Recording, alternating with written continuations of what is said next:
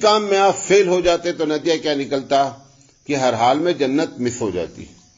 لہذا رب ذوالجلال نے جنت میں جانے کے لیے مختلف آبجیکٹو چھوٹے چھوٹے کام بھی رکھ دیے کہ بندہ کسی طرح جنت میں پہنچ جائے. کیوں؟ پھر وہی بات، کیونکہ والدین اپنے بچے کے لیے برا کبھی نہیں چاہتے. رب ذوالجلال ہم سے محبت کرتا ہے، وہ ہمارے لیے کبھی بھی برا نہیں چاہتا. وہ چاہتا ہے کسی طرح یہ اپنی آخرت بنا لے. یہ ایک ٹارگٹ ہے.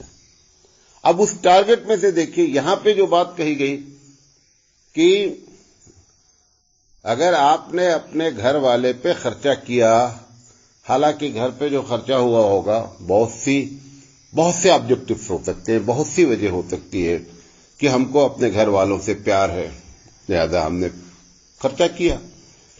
ہماری فطرت ہے کہ ہم اپنے گھر والوں پہ خرچہ کریں، ہمارے بچوں کی ضرورت ہے کہ ہم اپنے گھر والوں پہ خرچہ کریں. یہ ساری وجہ ہو سکتی ہے، لیکن ان ساری وجہ میں ہمارے حبیب مصطفیٰ سکھا رہے ہیں کہ جب آسانی سے نیکی ملتی ہے تو وہ جو چیز تم ارادہ کر رہے ہو وہ خود بخود حاصل ہو جائے گی. آپ ارادہ کریں کہ ہمارا رب ان کے خرچہ کرنے پر ثواب دے گا. بھائی بچے کو پینسل لینا ہے، مثال دے رہا ہوں، پینسل لینی ہے. اگر آپ یہ ارادہ کریں کہ ہم پینسل دلائیں گے تو ہم کو ثواب ملے گا، اس کی ضرورت اپنے آپ پوری ہوگی. اس کے لیے آپ کو نیت کرنے کی کیا ضرورت ہے؟ وہ تو اپنے آپ کیا ہو جائے گا، حاصل ہو جائے گا. تو فالتو میں آپ اپنی انرجی برباد کر رہے ہیں نا. گھر والی کو ایک جوڑا کپڑا دلانا ہے، اس کی خواہش ہے، اس کی ضرورت پوری ہو، آپ کی بھی تمنا ہے کہ اچھا کپڑا پہنے. یہ سب کی نیت کریں یا نہ کریں، لیکن اصل نیت یہ کر لیں کہ اللہ کہ رسول صلی اللہ علیہ وسلم نے فرمایا کہ اس پر بھی خرچہ کرنے پر ثواب ہے. یہ جب آپ ثواب کی نیت کریں گے وہ ساری چیزیں اپنے آپ حاصل ہو جائیں گے. تو مقصد کیا ہے کہ ایک کام نہیں، مختلف دروازے جنت کے لیے کھول دیے جائیں کہ بندہ اس دروازے سے داخل ہو جائے. یہ ٹارگٹ ہے. بات میری سمجھے؟ ایک بات دیکھیے، آدمی جو اعمال کرتا ہے، میں سب پر بات کر لیتا ہوں تھوڑی دیر. ایک عمل ہمارا ہوتا ہے ایز اے عبادت کے، یعنی روزہ، نماز، حج کو ہم سمجھانے کے لیے آپ کو بولتا ہوں کہ ڈائریکٹ عبادت ہے. یہ ایک عمل ہوتا ہے، جتنی بھی نیکیاں ہیں، جتنے بھی گڈ ڈیڈس ہیں، اچھے کام ہیں، سب کو ہمارے اللہ نے کیا کر دیا، سب آپ کا ذریعہ رکھ دیا. جیسے ابھی آیا کہ آپ نے جنازے میں شرکت کی. ایسے میں اگر ایک ایک گنانے لگوں ثواب کا جو نیک کام ہے تو میرا اندازہ سالوں تقریر ہوگی اور ختم نہیں ہوگی.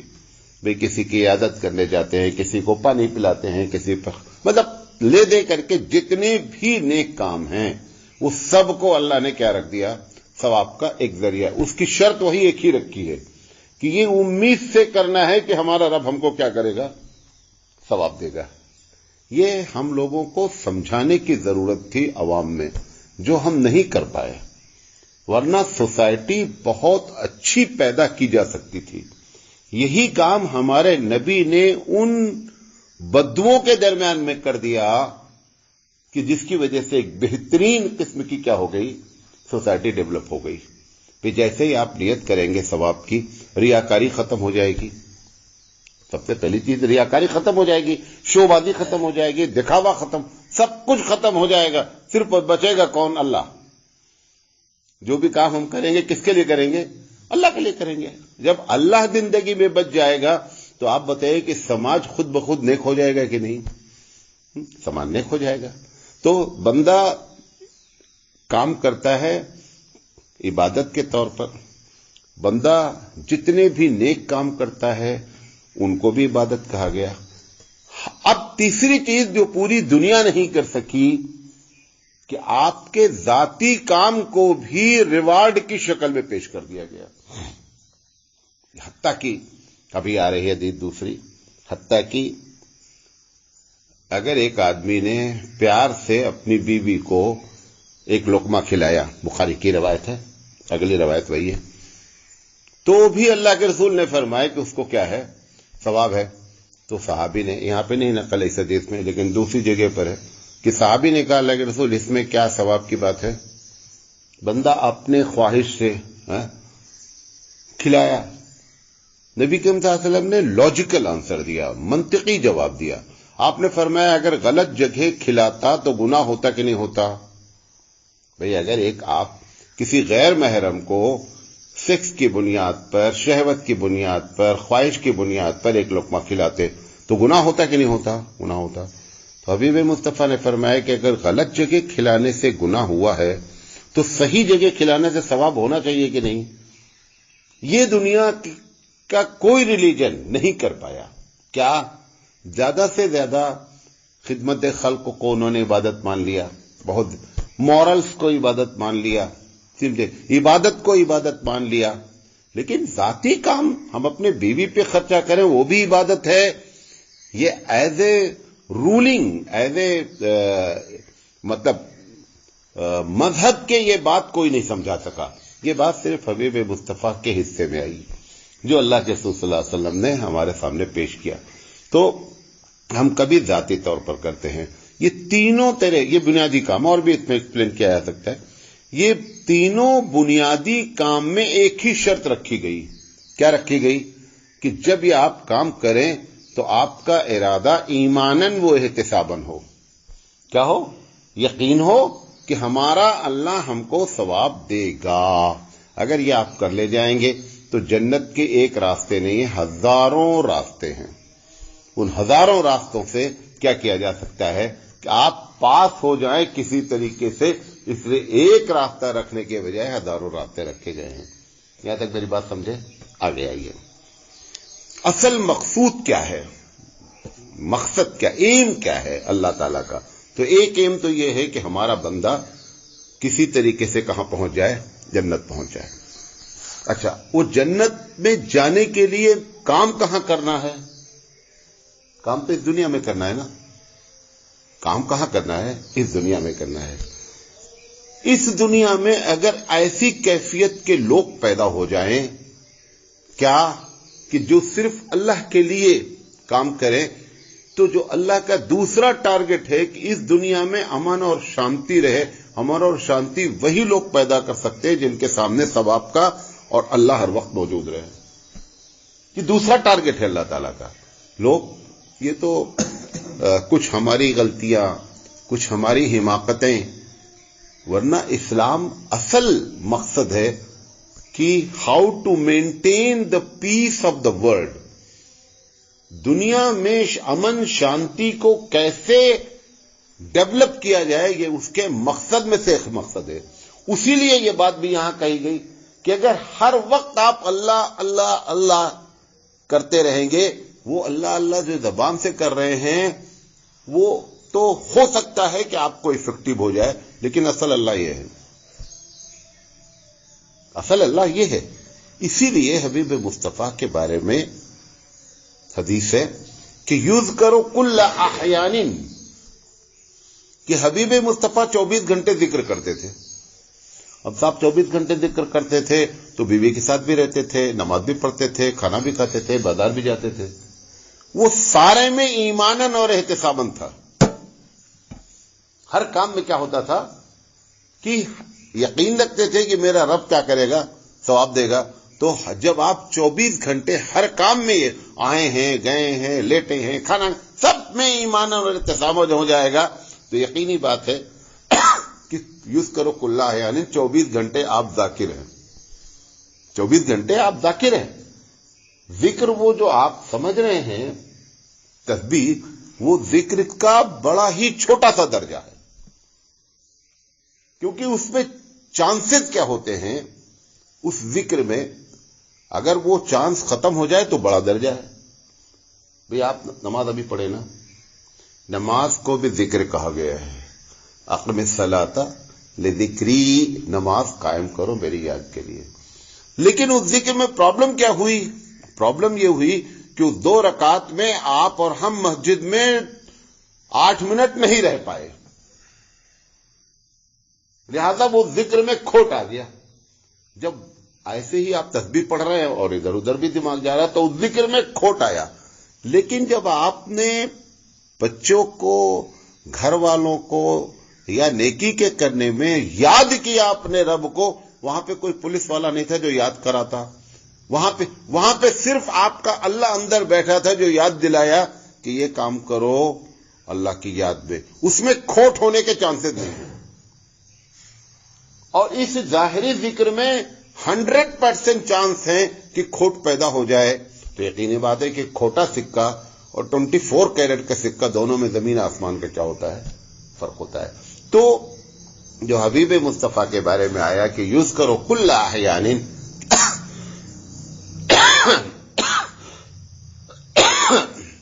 کہ آپ 24 گھنٹے ذکر کرتے تھے، وہ یہی مطلب ہے. وہ ایماناً احتساباً کی صورت ہو جاتی تھی. اچھا، دوسرا مقصود، پہلا مقصود کیا بتایا کہ بندہ ہمارا جنت میں چلا جائے. دوسرا مقصود کیا بتایا؟ کیونکہ یہ سب کمانا کہاں ہے، کام کرنا کہاں ہے، اس دنیا میں کرنا ہے. اس دنیا میں اگر امن شانتی نہیں رہے گی تو اللہ کو یاد کیسے کیا جائے گا؟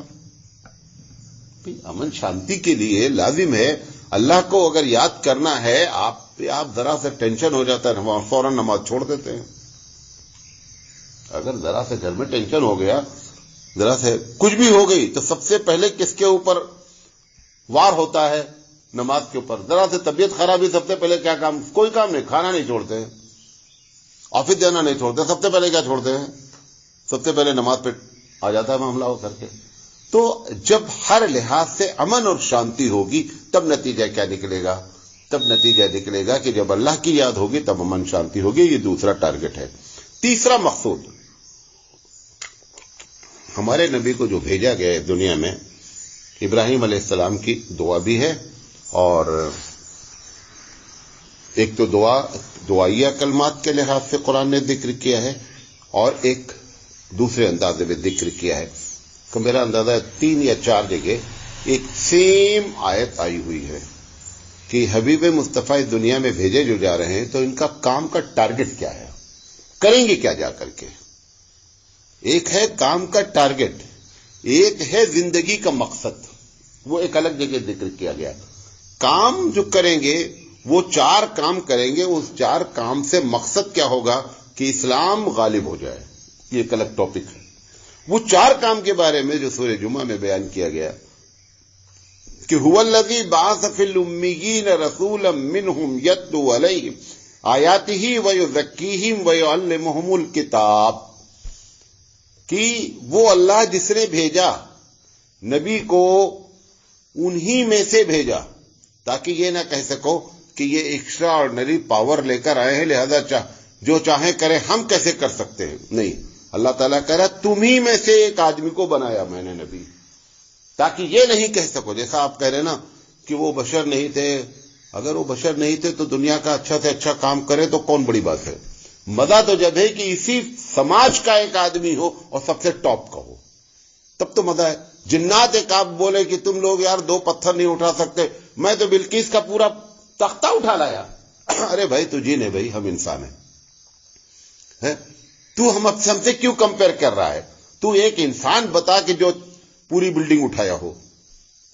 تو حبیب مصطفیٰ کو اگر آپ اپنے میں سے مانیں گے کہ ہمارے ہی میں سے تھے، تبھی ان کا کیریکٹر پورا کیا ہوگا، شو کرے گا. ادروائز وہ سارا کیریکٹر کیا ہو جائے گا، آرٹیفیشل ہو جائے گا. اللہ اسی بات کو کہہ رہا ہے رسولا منہم، کیا کریں گے؟ یتلو علیہم آیاتہ، ہم نے جو قرآن نازل کیا ہے اس کی تلاوت کریں گے. وَيُزَكِّيهِمْ، اور تمہارا تزکیہ کریں گے. یہی وہ چیز ہے تزکیہ کہ دل کی کیفیت کو بدل دیں گے. دل میں حسد، دل میں کینہ، دل میں بدلہ، دل میں شوبازی، دل میں راجنیت، آپ نے فرمایا یہ سب بدل دیں گے. اور 1-2 کو نہیں بدلا، لاکھوں لوگوں کو ایک طرح سے پیدا کر دیا. یہ بڑی بات ہے. ہم 10 آدمی نہیں چین کر پا رہے ہیں اندر سے. حبیب مصطفیٰ کا کام یہ، تو یہ جو مقصد ہے کہ اللہ والا بنانا، وہ اللہ والا بنے گا کب؟ جب آپ 24 گھنٹے ہر کام میں ایماناً و احتساباً کی کیفیت پیدا کر دے، تب جا کر کے کیا بن جائیں گے آپ؟ اللہ والے بن جائیں گے۔ یہ تیسرا ٹارگٹ ہے۔ اب اسی بات کو ایک تو میں نے حدیث نقل کر دیا کہ یوز کرو کل احیانین، کہ حبیب مصطفیٰ 24 گھنٹے کیا کرتے تھے؟ ذکر کرتے تھے۔ وہ ذکر کا مطلب آپ کو بتا دیا۔ قرآن مجید کہہ رہا ہے کہ وما خلقت الجن والانس الا لیعبدون، کہ ہم نے تم کو اور جنوں کو تو صرف عبادت کے لیے پیدا کیا ہے۔ وہ 24 گھنٹے عبادت کیسے ہو سکتی صاحب؟